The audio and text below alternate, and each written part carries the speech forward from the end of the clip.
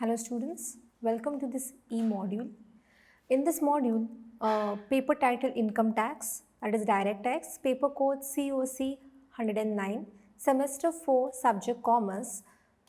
I, Ms. Kalashi Lotlikar, assistant professor in commerce from Government College of Commerce and Economics, Bodda, Margao, would be discussing with you a module on exemption and exclusions under section 10, part 2, which is a part of unit 1 introduction, module number 10. The outline of this e-module is as follows. In this module, we'll be covering exemptions and exclusions with respect to amount received under life insurance policy, payment received from provident fund, payment received from superannuation fund, income by way of dividend, income from mutual fund. Moving towards the learning outcomes of this e-module. Upon completion of this e-module, a student will be able to explain exemption and exclusion provisions under section 10 with respect to amount received under life insurance policy under section 10 subsection 10D, payment received from provident fund under section 10 subsection 11 and under section 10 and subsection 12. Payment received from approved superannuation fund under section 10 subsection 13.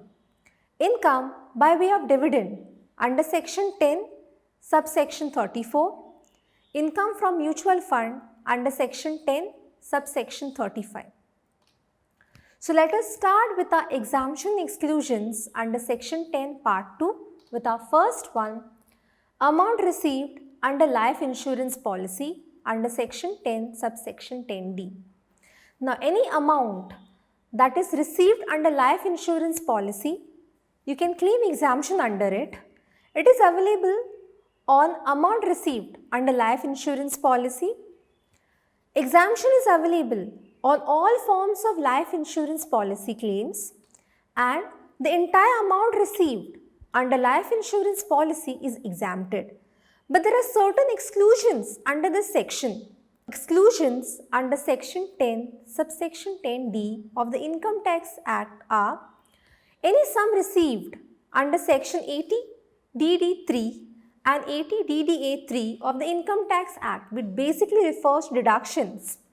And second, any amount received under Keyman insurance policy. Keyman insurance policy is a policy taken on the life of another person. Then, this was about our payment received from life insurance policy. Let's move forward. Let's move for our next exemption on payment received from provident fund under section 10 subsection 11 and under section 10 subsection 12. In case employee participates in any provident fund, then he is eligible for an exemption. In case of a public provident fund, the interest earned and the lump sum amount received from the fund on termination of service would be exempted from tax. Similarly, in case of an unrecognized provident fund, the employer's contribution would not be taxed in the hands of the employee. Interest earned on the fund would be exempted from tax. Next, the sixth one is payment received from approved superannuation fund under section 10 subsection 13. Now, superannuation fund is like a pension fund which is created to provide retirement benefits to its employees. Now, this particular fund is created under a trust to provide annuities to employees of the organization on their retirement or incapacity to work or premature death. In case of premature death, the widow or the dependent of the employee would get the annuity. Then, under this pension fund or the superannuation fund, the employer as well as the employee contributes in, and this contribution is invested in different investment avenues.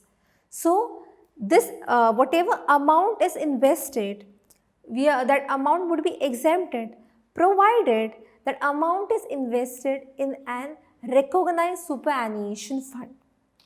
Next we have is income by way of dividend under section 10 subsection 34.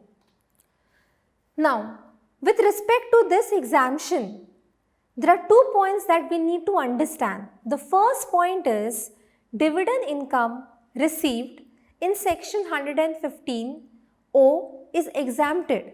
Now, what is this section 115O? 115O is about the dividend that is to be paid by the domestic company. When the domestic company is paying the dividend, they are supposed to pay dividend distribution tax. Under this section 10 subsection 34, an exemption can be claimed on the dividend income.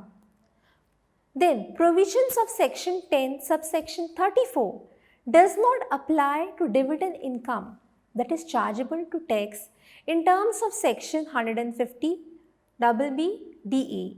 Now this section speaks about the aggregate amount of dividend income. Income by way of dividend under section 10 subsection 34 would state the following. First one, dividend income referred in section 115O is exempted. Now what is this section 115O? 115O is about the dividend that is to be paid by a domestic company. Now when the domestic company is paying the dividend, they are supposed to be paying dividend distribution tax. Now this section is applicable in order to claim exemption under section 10 subsection 34. Now with respect from finance budget 2000 and recent finance bill budget, dividend distribution tax has been abolished. So now you cannot claim exemption under this section. So dividend would be taxable in the hands of the recipient. The second we have is provisions of section 10 subsection 34 does not apply to dividend income that has been chargeable in terms of section 115 BBDA. Then the next one we have is income from mutual fund under section 10 subsection 35.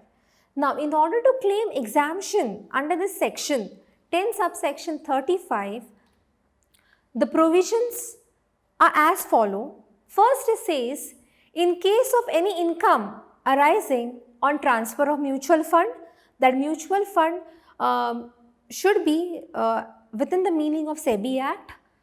Second, in case of income arising on transfer of units of the administrator.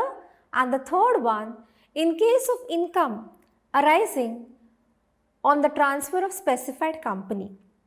If these three conditions are there, then exemption can be claimed under section 10 subsection 35. So these are the references. Thank you.